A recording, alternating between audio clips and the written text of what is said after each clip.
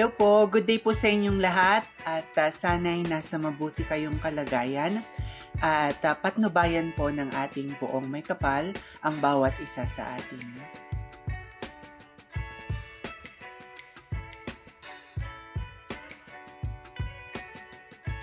Kenneth Kabungkal, representing the Philippines at Man of the World 2024, recently celebrated his send-off with a press conference showcasing his stylish outfit.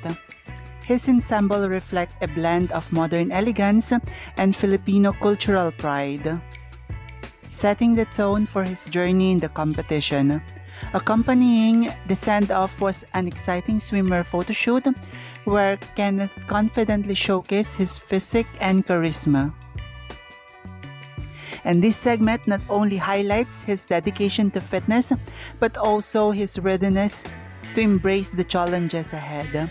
As he embarked on his prestigious journey, Kenneth aims to embody the value of strength, integrity, and advocacy, making the Philippines proud on the international stage.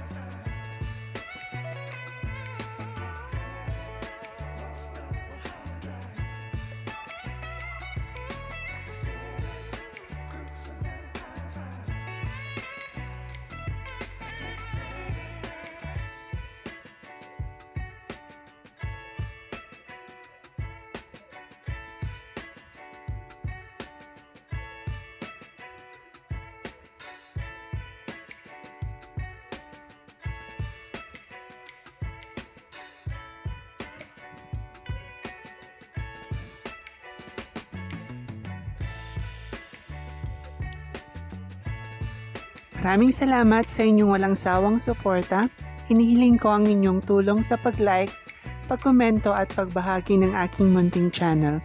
Pagpalain kayo ng may kapal sa inyong kabutihan at pagmamalasakit. Bye-bye!